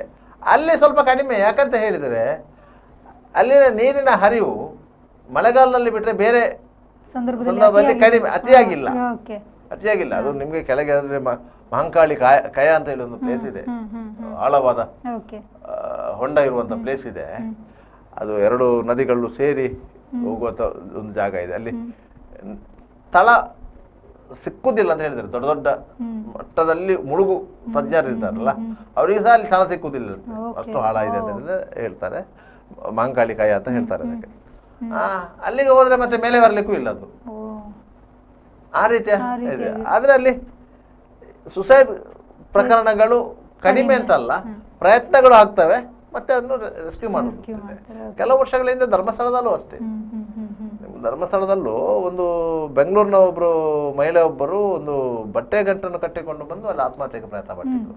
ಹಾಗೆ ಶೈವ ತಂಡದವರೆಲ್ಲ ಇದ್ದು ಅವರನ್ನು ಬದುಕಿಸಿದ್ರು. ಮತ್ತೆ ಅವರನ್ನು ಗಂಡಿಬಾಗಿಲಿನ ಶಿವನಾಶ್ರಮಕ್ಕೆ ಪುನರ್ವಸತಿಗಾಗಿ ಅವರು ಅದನ್ನು ಫೇಸ್ಬುಕ್ ಅಲ್ಲಿ ಹಾಕಿದಾಗ ಅವರ ಮನೆಯವರು ಬೆಂಗಳೂರಿಂದ ಬಂದು ಅವ್ರನ್ನು ಕರ್ಕೊಂಡು ಹೋದ್ರು. ಈ ರೀತಿಯ ಘಟನೆಗಳು ಅಲ್ಲಿ ದಿನನಿತ್ಯ ನಡೀತದೆ. ಈ ರೀತಿಯ ಘಟನೆಗಳು ಅಲ್ಲಿ ದಿನನಿತ್ಯ ನಡೀತದೆ. ಮನೆಯಲ್ಲಿ ಏನಾದರೂ ತೊಂದರೆಗೊಳಗಾಗಿ ನೇರವಾಗಿ ಬಸ್ ಹತ್ತಿಕೊಂಡು ಧರ್ಮಸ್ಥಳಕ್ಕೆ ಬಂದು ಅಲ್ಲಿ ಬಂದು ಆತ್ಮಹತ್ಯೆ ಮಾಡಿಕೊಳ್ಳುವಂಥ ಪ್ರಯತ್ನಗಳು ನಡೀತದೆ. ಅನಿವಾರ್ಯ ಕಾರಣಗಳಲ್ಲಿ ಹುಡುಗರೆಲ್ಲ ನೋಡಿದ್ರೆ ಅವರನ್ನು ಬದುಕಿಸ್ತಾರೆ, ಮತ್ತೆ ಅವರನ್ನು ಸಮಾಧಾನ ಮಾಡ್ತಾರೆ, ಪೊಲೀಸರಿಗೆ ಹೇಳ್ತಾರೆ, ಮತ್ತೆ ಅವರನ್ನು ಕೌನ್ಸಿಲಿಂಗ್ ಒಳಪಡಿಸ್ತಾರೆ, ಅವರ ಮನೆಯನ್ನು ಕರೆಸ್ತಾರೆ, ಏನು ಸಮಸ್ಯೆ ಇದೆ ಅದನ್ನು ಪರಿಹಾರ ಮಾಡಲಿಕ್ಕೆ ನೋಡ್ತಾರೆ. ಅಂಥದ್ದು ಲೆಕ್ಕಕ್ಕಿಂತ ಜಾಸ್ತಿ ಇದೆ ಅಂತ ಘಟನೆಗಳು. ನಿಮಗೆ ನೆನಪಿರ್ಬೋದು, ಸೈನಡ್ ಮೋಹನ ಪ್ರಕರಣದಲ್ಲಿ ಆತ ಮೊದಲ ಕೇಸು ಮಾಡಿದ್ದೆ ಧರ್ಮಸ್ಥಳದ ಸ್ನಾನಘಟ್ಟದಲ್ಲಿ. ಒಬ್ಬಳನ್ನು ಪರಿಚಯ ಮಾಡಿಕೊಂಡು ನಿನ್ನನ್ನು ಮದುವೆ ಆಗ್ತೇನೆ ಅಂತ ಹೇಳಿ ಧರ್ಮಸ್ಥಳಕ್ಕೆ ಹೋಗುವಂತಲ್ಲಿ ಕರ್ಕೊಂಡು ಹೋಗಿ ಅದೇ ಸ್ನಾನಘಟ್ಟದಲ್ಲಿ ಅವಳನ್ನು ದೂಡಿ ಕೊಲೆ ಮಾಡ್ಲಿಕ್ಕೆ ಪ್ರಯತ್ನ ಪಟ್ಟವನು. ಅದೇ ಧರ್ಮಸ್ಥಳ ಸ್ನಾನಘಟ್ಟದಲ್ಲಿ ಅವಳಿಗೆ ಈಜು ಬರ್ತಿತ್ತು, ಇವನಿಗೆ ಗೊತ್ತಿರಲಿಲ್ಲ ಮಂಗನಿಗೆ ಅವಳಿಗೆ ಈಜು ಬರ್ತದೆ ಅಂತ ಹೇಳಿ. ಅವಳು ಈಜು ಬಚಾವಾದ್ಲು, ಇವರ ಮೇಲೆ ಕಂಪ್ಲೇಂಟ್ ಕೊಟ್ಲು, ಇವರ ಮೇಲೆ 307 ಕೇಸ್ ರಿಜಿಸ್ಟರ್ ಆಗಿ ಅವ ಜೈಲಿಗೆ ಹೋದ. ಅದನಂತರ ಅವ ಈ ದೂಡಿ ಹಾಕುವುದನ್ನು ಬಿಟ್ಟದ್ದು, ಮತ್ತೆ ಸೈನೈಡ್ ಕೊಡ್ಲಿಕ್ಕೆ ಹೋದ್ದು. ಆ ಪ್ರಯೋಗವನ್ನು ಸ್ಟಾರ್ಟ್ ಮಾಡಿದ್ದು. ಅದರಲ್ಲಿ 20 ಪ್ರಯೋಗಗಳಲ್ಲಿ ಅವನು ಯಶಸ್ವಿಯಾಗಿದ್ದ. ಕೊನೆಯ ಪ್ರಯೋಗ ಯಶಸ್ವಿಯಾಗಿತ್ತು, ಅದರಲ್ಲಿ ಸಿಕ್ಕಿಕೊಂಡ, ಈಗ ಜೈಲಲ್ಲಿದ್ದಾರೆ. ಅದರಿಂದಾಗಿ ನಿಮಗೆ ಅಲ್ಲಿ ಆತ್ಮಹತ್ಯೆ ಮಾಡ್ಕೊಂತಂದ ಅಲ್ಲಿಂತಲ್ಲ, ಬೇರೆ ಬೇರೆ ಧರ್ಮಕ್ಷೇತ್ರಗಳಲ್ಲಿ, ಪುಣ್ಯಕ್ಷೇತ್ರಗಳಲ್ಲಿ, ಪಕ್ಷಕ್ಷೇತ್ರಗಳಲ್ಲಿ ಆಗ್ತದೆ. ಕಾವೇರಿಯಲ್ಲಿ, ಇದು ಶ್ರೀರಂಗಪಟ್ಟಣದಲ್ಲಿ ಇವಾಗ ಸಾಕಷ್ಟು ಕೊಲೆಗಳು ಅಲ್ಲ ಅಂದ್ರೆ ಆತ್ಮಹತ್ಯೆ ಮಾಡ್ಕೊಂಡಿರ್ತಾರಲ್ವಾ, ಅಷ್ಟು ಹೆಣಗಳನ್ನ ಇವನು ಒಬ್ಬನೇ ಮಣ್ಣು ಮಾಡೋದಕ್ಕೆ ಸಾಧ್ಯನೇ ಇಲ್ಲ. ಒಬ್ಬರೇ ಮಾಡಿದ್ದೆ ಅಲ್ವೇ ಅಲ್ಲ, ಅದು ಒಬ್ಬರೇ ಮಾಡಿದ್ದೆ ಅಲ್ವೇ ಅಲ್ಲ. ಅದೇ ಈಗ ಆಶ್ಚರ್ಯ. ಅವನೊಟ್ಟಿಗೆ ಮತ್ತೆ 3 ಮಂದಿ ಇರ್ತಾರೆ. ಅವರು ಸಹಕಾರ್ಮಿಕರು. ಪಂಚಾಯತ್ನವರು ಕ್ಷೇತ್ರದ ಕಚೇರಿಗೆ ಮಾಹಿತಿ ಕೊಡ್ತಾರೆ, ಈಗೀಗ ಒಂದು ಡೆಡ್ ಬಾಡಿ ಇದೆ, ಅದನ್ನು ಮಣ್ಣು ಮಾಡ್ಲಿಕ್ಕಿದೆ, ನಿಮ್ಮ ಕೆಲಸಗಾರರನ್ನು ಕಳಿಸಿಕೊಡಿ ಅಂತ ಹೇಳಿ. ಆಗ ಅದರ ಮ್ಯಾನೇಜರ್ ಇರ್ತಾರೆ, ಸೂಪರ್ವೈಸರ್ ಇರ್ತಾರೆ, ಅವರೊಂದು 2 ಮಂದಿ ಅಲ್ಲಿ ಪಂಚಾಯತಿಗೆ ಹೋಗ್ಬೇಕಂತೆ, ಅಲ್ಲೇನೋ ಡೆಡ್ ಬಾಡಿ ಇದೆ ಅಂತ ಹೇಳ್ತಾರೆ. ಹಾಗೆ ಇವರು ಹೋಗ್ತಾರೆ ಪಂಚಾಯತಿನಲ್ಲಿ, ಡೆಡ್ ಬಾಡಿ ಎಲ್ಲಿದೆ ಅಂತ ನೋಡ್ತಾರೆ. ಡೆಡ್ ಬಾಡಿ ಹಾಸ್ಪಿಟಲ್ ಇದ್ರೆ ಪಂಚಾಯತ್ನವರು ಒಂದು ಆಂಬ್ಯುಲೆನ್ಸ್ ವ್ಯವಸ್ಥೆ ಮಾಡಿ ಕೊಡ್ತಾರೆ, ಹೋಗಿ ಹಾಸ್ಪಿಟಲಿಂದ ಡೆಡ್ ಬಾಡಿ ಇಟ್ಕೊಂಡು ಬರ್ತಾರೆ, ಅಲ್ಲಿ ಎಲ್ಲಾದ್ರೂ ಮಣ್ಣು ಮಾಡ್ತಾರೆ. ಡೆಡ್ ಬಾಡಿಯಲ್ಲಿ ಸ್ಪಾಟಲ್ಲಿ ಇದೆ ಅಂತಂದ್ರೆ ಸ್ಪಾಟಿಗೆ ಹೋಗ್ತಾರೆ, ಮತ್ತೆ ಅದನ್ನು ಮಣ್ಣು ಮಾಡಿ ಬರ್ತಾರೆ. ಅವರಿಗೆ ಪಂಚಾಯತಿಂದ ಪೇಮೆಂಟ್ ಇದೆ, ಹಣ ಇಟ್ಕೊಂಡು ಬರ್ತಾರೆ. ಅವ್ರಿಗೆ ಇಲ್ಲಿ ಕ್ಷೇತ್ರದಲ್ಲಿ ಹೇಗೂ ಸಂಬಳ ಸಿಗುತ್ತೆ. ಇದೊಂದು ಸ್ವಲ್ಪ ಗಿಂಬಳ ತರ, ಇದು ಗಿಂಬಳದ ಇದು ಮಾಡ್ತಾರೆ. ಆಗ ಅಲ್ಲಿ ಪೋಸ್ಟ್ ಮಾರ್ಟಮ್ ಆಗುವ ಸಂದರ್ಭದಲ್ಲಿ ಆ ಡೆಡ್ ಬಾಡಿನ ಎತ್ತಿ ಒಂದು ವೇಳೆ ಪಾರ್ಟಿ ಬಂದ್ರು ಅಂತ ಅವ್ರ ಸಂಬಂಧಿಕರು ಬಂದ್ರು, ಆಗ ಡೆಡ್ ಬಾಡಿಯನ್ನು ಎತ್ತಲಿಕ್ಕೆಲ್ಲ ಇವ್ರು ಹೋಗುದುಂಟು. ಅವರು ಸಂಬಂಧಿಕರು ಅವ್ರಿಗೆ ಏನೋ ದುಡ್ಡು ಕೊಡುವುದುಂಟು. ಈ ರೀತಿಯ ವ್ಯವಸ್ಥೆಗಳು ಇತ್ತು. ಅದರಿಂದಾಗಿ ಅವರು ಅಂತಹ ಕೆಲಸಗಳಿಗೆ ಅಲ್ಲಿ ಒಗ್ಗಿಕೊಂಡವರು. ಬಾಕಿ ಧರ್ಮಸ್ಥಳದಲ್ಲಿ ಸ್ವಚ್ಛತಾ ಕಾರ್ಮಿಕರಾಗಿ ಕೆಲಸ ಮಾಡ್ತಿದ್ದವರು ಅಂತ ಸಂದರ್ಭದಲ್ಲಿ ಆ ಕೆಲಸಕ್ಕೂ ಹೋಗ್ತಾ ಇದ್ರು. ಆದ್ದರಿಂದ ಇವ ಒಬ್ಬನೇ ಅಲ್ಲ. ಹಾಗಾದ್ರೆ ಈಗ ಅಧಿಕಾರಿಗಳು, SIT ಅಧಿಕಾರಿಗಳು ಅವನ ಜೊತೆ ಇರುವಂತವ್ರನ್ನು ಯಾಕೆ ಪತ್ತೆ ಹಚ್ಚಿಲ್ವಾ ಇನ್ನು ಅಂತ? ಇಲ್ಲ, ಅವರು ಇದ್ದಾರೆ. ಅವರು ಒಬ್ಬ ತೀರಿ ಹೋಗಿದ್ದಾನೆ ಅಂತ ಕಾಣ್ತದೆ, ಒಬ್ಬ ಮಾರಾತ ತೀರಿ ಹೋಗಿದ್ದಾನೆ. ಇನ್ನು ಕೇಂಜ ಇದ್ದಾನೆ, ಅವನ ತಮ್ಮ ಇದ್ದಾನೆ ತಾನಾಸ್ ಅಂತ ಹೇಳಿ, ಅವರೆಲ್ಲ ಇದ್ದಾರೆ. ಅವರೆಲ್ಲ ಇದಕ್ಕೆ ಇನ್ವಾಲ್ವ್ ಆಗಲ್ವಾ ಅಂತ? ಅಲ್ಲ, ಅವರನ್ನೆಲ್ಲ ಕರೆಸ್ತಾರೆ, ಇನ್ನು ಎನ್ಕ್ವೈರಿಗೆ ಕರೆಸ್ತಾರೆ. ಅವರ ವ್ಯಾರಮೆಂಟ್ಸ್ ಅವ್ರಿಗೆ ಗೊತ್ತಿರೋದು. ಈಗ ಇವ ಇರುವುದರಿಂದ, ಈಗ ಇವನೇ ಪ್ರಮುಖ ದೂರುದಾರನಾಗಿರುವುದರಿಂದ ಇವನ ಸುತ್ತಲೂ ಆ ತನಿಖೆ ನಿಮ್ಗೆ ಮತ್ತೊಂದು ಅಂಶ ಇದೆ. ಅವೊಂದು ತಲೆಬುರುಡೆ ಇಟ್ಕೊಂಡು ಬಂದಿದ್ದಲ್ಲ, ಅದರ ಬಗ್ಗೆ ತನಿಖೆ ಇನ್ನೂ ಮಾಡಿಲ್ಲ ಪೊಲೀಸರು. ಈ ಕಾರ್ಯಕ್ಕೆ ಮುಂದಾಗಿರೋದು ಅದಕ್ಕೆ ನೋಡಿ, ಅದನ್ನು ತನಿಖೆ ಮಾಡಲಿಲ್ಲ. ಅದರ FSR ರಿಪೋರ್ಟ್ ಅವರಿಗೆ ಬರ್ಬೇಕಿದೆ ಒಂದು. ಮತ್ತೆ ಆ ಸ್ಥಳವನ್ನು ಅದನ್ನು ಎಲ್ಲಿಂದ ತಂದಿದ್ದಾನೆ ಆ ಸ್ಥಳವನ್ನು ಅವರು ಮಹಾಜರು ಮಾಡಿದ್ದಾರೆ, ಸುವರ್ಣ ದಿವಸ ಮಾಡಿದ್ದಾರೆ. ಅದನ್ನು ಆ ಸ್ಥಳವನ್ನು ಮಹಾಜರು ಮಾಡಿ ಇಟ್ಟಿದ್ದಾರೆ. ಈ ಬಾಡಿಗಳ ಎಕ್ಸಿಕ್ಯೂಷನ್ ಆಗಬೇಕು, ಇದನ್ನು ಮೇಲೆತ್ತುವಂತ ಇದು ಆಗಬೇಕು. ಆದರೆ ಈಗ ಇನ್ನೊಂದು 2 ದಿವಸದಲ್ಲಿ ಆ ಕಾರ್ಯ ಪೂರ್ಣಗೊಂಡ ನಂತರ ಆ ಬಾಡಿಯನ್ನು ಎಕ್ಸಿಕ್ಯೂಷನ್ ಮಾಡಬೇಕಾದ್ರೆ, ಇವ ತಲೆಬುರುಡೆ ತಂದಂತಹ ಬಾಡಿಯನ್ನು ಎಕ್ಸಿಕ್ಯೂಷನ್ ಮಾಡಬೇಕಾದ್ರೆ ಅದಕ್ಕೆ ಕೆಲವು ಕಾನೂನಿನ ಅಂಶಗಳು ಒಳಗೊಳ್ಳುತ್ತದೆ. ಅದಕ್ಕೆ ಇದು ಸ್ವಯಂ ಪ್ರೇರಿತವಾಗಿ ಹೇಳ್ತಾ ಇರೋದು, ಅದು ಹಾಗೆ ಅಲ್ಲ. ಒಂದು ಬಾಡಿಯನ್ನು ನೆಲದಡಿಯಲ್ಲಿದ್ದಂತ ಬಾಡಿಯ ಒಂದು ತಲೆಬುರುಡಿಯನ್ನು ಅವನು ಇಟ್ಕೊಂಡು ಬಂದಿದ್ದಾನೆ ಅಂತ ಹೇಳಿದ್ರೆ ಅದು ಕಾನೂನು ಪ್ರಕಾರ ಅಪರಾಧ. ಅವನಿಗೆ ವಿದ್ಯೆ ಇಲ್ಲ, ಕಾನೂನಿನ ಜ್ಞಾನ ಇಲ್ಲ. ಆದರೆ ಇಷ್ಟೂ ಘಟನೆಗಳನ್ನು ನಾನು ಒಪ್ಪಿಕೊಳ್ಳಬೇಕು, ಕೋರ್ಟ್ನ ಗಮನಕ್ಕೆ ತರಬೇಕು ಅನ್ನುವಂಥ ಆಸೆ ಇತ್ತು ಅವನಿಗೆ. ಅದಕ್ಕಾಗಿ ಅವನು ಬಂದಿದ್ದಾನೆ ಅಂತ ಹೇಳಿದ್ರು ಸಹ ಇದರಲ್ಲಿ ಒಂದು ಬೇರೆ ಹಿಡನ್ ಎಜೆಂಡಾ ಇರುತ್ತದೆ ಅಂತ ಹೇಳಿ ಅವರಿಗೆ ಪೊಲೀಸ್ ಅಧಿಕಾರಿಗಳಿಗೆ ಗೊತ್ತಿದೆ. ಗೊತ್ತಿಲ್ಲದ ಏನಿಲ್ಲ, ಪೊಲೀಸರೇನು ದಡ್ಡರೇನಲ್ಲ. ಅದರಿಂದಾಗಿ ಅವರು ಆ ಪ್ರಕರಣವನ್ನು ಕೊನೆಯ ಹಂತಕ್ಕೆ ಇಟ್ಟಿದ್ದಾರೆ. ಒಂದೊಂದು ಮತ್ತೊಂದು ಕಲ್ಲೇರಿಯ ಒಂದು ಬಾಲಕಿಯ ಶವ ಅಂತ ಹೇಳಿದ್ದಾರೆ. ಅದು ಸಹ ವೆರಿ ಕ್ರೂಷಿಯಲ್. ಶಾಲಾ ಬಾಲಕಿಯನ್ನು ಆಕೆಯ ಶಾಲಾ ಸಮವಸ್ತ್ರದೊಟ್ಟಿಗೆ ಬ್ಯಾಗಿನೊಟ್ಟಿಗೆ ಹೂತಾಕಿದಂಥ ಪ್ರಕರಣ. ಆದರೆ ಈಗ ಫಾರೆನ್ಸಿಕ್ ಎಕ್ಸ್ಪರ್ಟ್ಗಳು ಹೇಳುವ ಪ್ರಕಾರ 10-15 ವರ್ಷಗಳಾದರೆ ಅಂಥ ಬಾಡಿ ಮಣ್ಣಲ್ಲಿ ಕರಗಿ ಹೋಗ್ಬೋದು. ಆದರೆ ಮೂಳೆಗಳು ಕೆಲವು ಸಿಗ್ಬೋದು, ಬಟ್ಟೆಯು ಕರಗಿ ಹೋಗ್ತದೆ. ಆದರೆ ಬಟ್ಟೆಯ ಅಂಶಗಳು ಮಣ್ಣಿನಲ್ಲಿ ಅಡಕವಾಗಿರ್ತದೆ.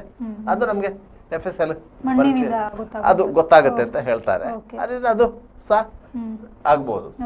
ಅದೇ ಕಾಸ್ ಆಫ್ ಡೆತ್, ಸಾವಿಗೆ ಕಾರಣ ಏನಂತ ಗೊತ್ತಾಗ್ತದೆ ಮಾತ್ರ ಪ್ರಶ್ನೆ ಇರೋದು. ಗೊತ್ತಾಗೋದಿಲ್ಲ. ಕೆಲವೊಂದರಲ್ಲಿ ಗೊತ್ತಾಗುತ್ತೆ, ಕೆಲವರಲ್ಲಿ ಗೊತ್ತಾಗೋದಿಲ್ಲ.